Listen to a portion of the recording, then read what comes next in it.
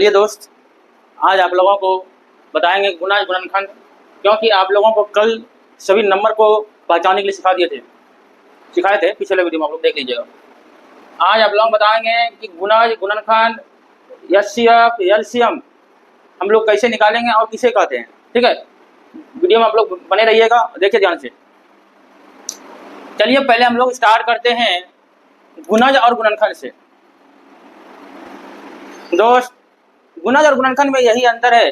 देखिए, गुणज किसी भी संख्याओं का गुणज आपका उस संख्याओं के बराबर होगा या उससे बड़ा होगा, और गुणनखंड जो है आपका किसी भी संख्याओं का उस संख्याओं के बराबर होगा या उससे छोटा होगा। दोस्त, गुणज का मतलब क्या है और गुणनखंड का मतलब क्या है?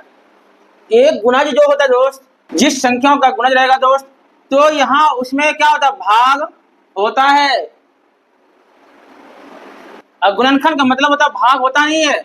इसमें जो होगा गुणज में दोस्त भाग होता है, और इसमें एक गुणनखंड का मतलब है भाग करता है। यानी क्या, इसको हम लोग दोस्त क्या बोलेंगे, डिवाइड। क्या बोलेंगे? डिवाइड। यानी गुणज का मतलब ही होता है जो किसी भी संख्याओं का गुणज रहेगा तो भाग उस संख्याओं से भाग होगा।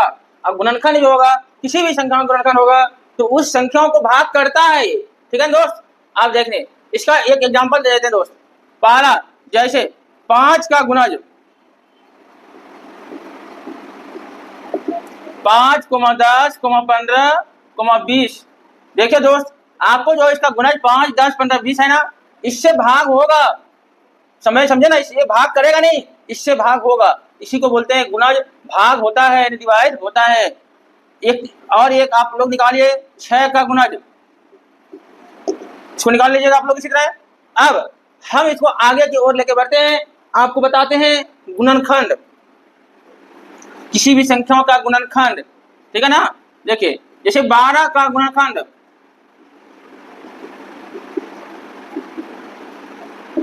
12 का गुणनखंड जो होगा, यानी गुणनखंड वैसा संख्या होगा जो कि इससे इसमें भाग लगेगा। देखिएगा, 1, 2 से भाग लगेगा 12 में, 3, फिर 4, 6, 12, ये इसका गुणनखंड हुआ। यानी इस संख्याओं से ये भाग करेगा, भाग करता है गुणनखंड। समझे ना दोस्त, ये आपको इस तरह बता रहे, बहुत इजी है। और इतना बात होता क्या दोस्त, आप लोग बहुत पहले पढ़े होंगे, लेकिन अब जो कंपटीशन में आप लोग आइएगा, थोड़ा आप लोग कॉन्सेप्ट जानना जरूरी है। हर वक्त आपको ट्रिक याद नहीं रहेगा दोस्त, ट्रिक बाद में बताएंगे, कॉन्सेप्ट उसके बाद ट्रिक। देखिए, एक आप लोग निकालिए 20 का गुणनखंड, निकाल लीजिएगा आप लोग दोस्त कि किस किस संख्याओं से भाग लगेगा। आप देखिए, इसको निकाल लीजिएगा। अब हम लोग इससे आगे बढ़ते हैं, ठीक है ना।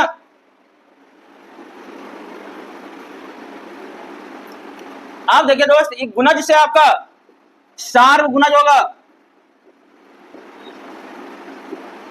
और गुणनखंड से आपका सार्व गुणनखंड निकलेगा। फिर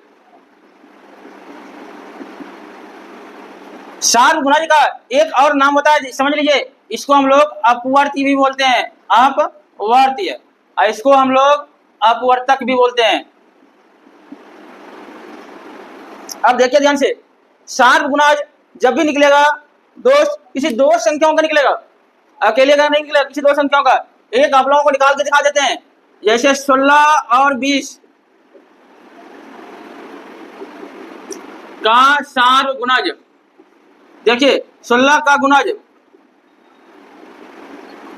16, 32, 48, 64, 80, 96, 10, फिर 20 का 20, 40, 60, 80, 100, 10। गुणज दोस्त आपका फिक्स नहीं होता है, समझे ना आप लोग, गुणज आपका फिक्स नहीं होता है, गुणज आपका आगे बढ़ते रहेगा। और इसमें सार्व गुणज जो हुआ, क्या मिला आपका, दोनों में जो मिल जाए, पहला क्या मिला 80, अगला जो होगा दोस्त इसका 160 होगा, इसके आगे निकालने बोलेगा 240 होगा।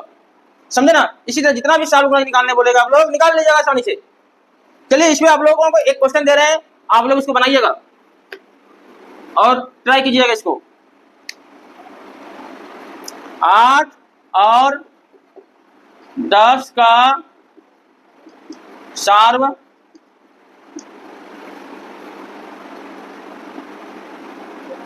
8 और 10 का 3 सार्व गुणज, 3 सार्व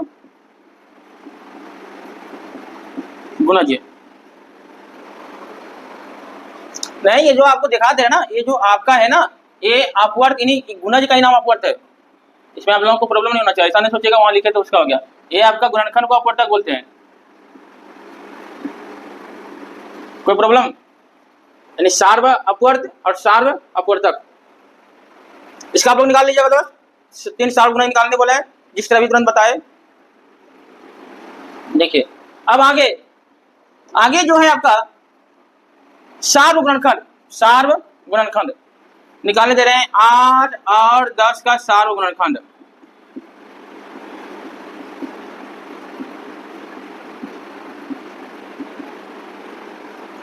देखिए पहले 8 का गुणनखंड निकालेंगे। 8 का गुणनखंड 1 2 4 8 और 10 का 1 2 5 10। और देखिए अब गुणनखंड जो सार्व दोनों में क्या मिला, एक तो 1 मिला, एक आपका 2 मिला, तो क्या हो जाएगा सार्व गुणनखंड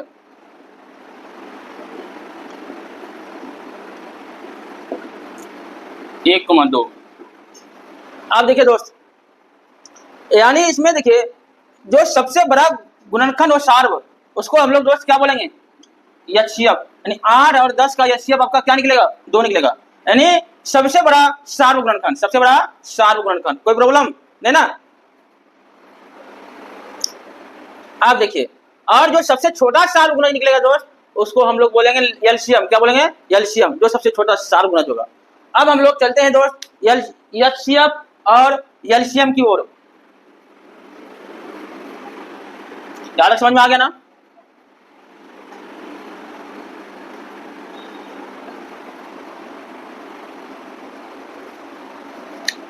एलसीएम एंड एचसीएफ, देखिए इसको हम लोग हिंदी में क्या बोलते हैं, लघुत्तम समापवर्ती। इसको क्या बोलते हैं हम लोग, महत्तम समापवर्तक। देखिए दोस्त, लघुत्तम, लघु मतलब क्या, छोटा, यानी क्या सबसे छोटा, सबसे छोटा। समापवर्त मतलब क्या, सार्व गुणज। आपका जो सबसे छोटा सार्व गुणज होगा दोस्त, आपका वही लघुत्तम समापवर्त कहलाएगा। और महत्तम समापवर्तक मतलब क्या, महत्तम सबसे बड़ा सार्व गुणनखंड। ओके, आप देखिए इसी से हम लोग, यानी सबसे छोटा सार्व गुणज होगा आपका वो एलसीएम होगा, सबसे बड़ा सार्व गुणनखंड आपका वो एचसीएफ होगा। कोई प्रॉब्लम? आप देखिए एलसीएम का आप लोग समझ गए। अब देखिए यदि अभाज्य गुणनखंड एक सुनते होंगे, अभाज्य गुणनखंड, ध्यान से सुनिएगा, अभाज्य गुणनखंड। अभाज्य गुणनखंड वैसे गुणनखंड को कहते हैं जिसमें सिर्फ और सिर्फ अभाज्य संख्या हो, अभाज्य संख्या हो। जैसे 20 का अभाज्य गुणनखंड बोल दिया आपको, 20 का अभाज्य गुणनखंड के गुणनफल के रूप में व्यक्त करें, तो आप क्या कीजिएगा, 20 है ना, सिर्फ आपको अभाज्य संख्या से खिलाना। 2 से खिलाए 10, 2 से खिलाए 5, क्या आया 2 गुना 2 गुना 5। कोई प्रॉब्लम नहीं? 20 का अभाज्य गुणनखंड क्या होगा आपका, 2 गुना 2 गुना 5। ये आप लोग समझा दिए कि आगे कहीं एग्जाम में भी आ जाए कि 20 को अभाज्य गुणनखंड के रूप में कैसा होगा, तो यही होगा। यानी सिर्फ आपको अभाज्य संख्याओं से खिलाना है और जो भी निकलेगा उसको गुणा के रूप में लिख देना है। ठीक है, मिटा दें।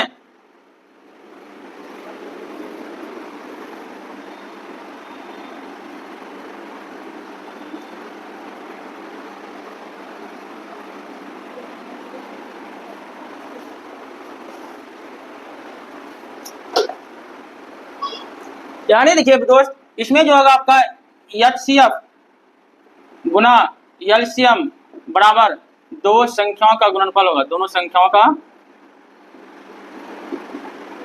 गुणनफल।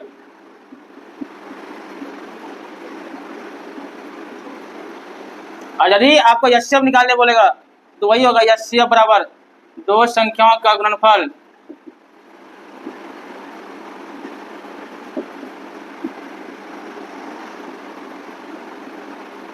बटे एलसीएम।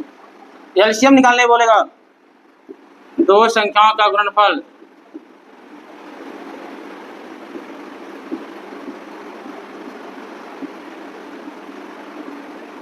बटे एचसीएफ। ओके।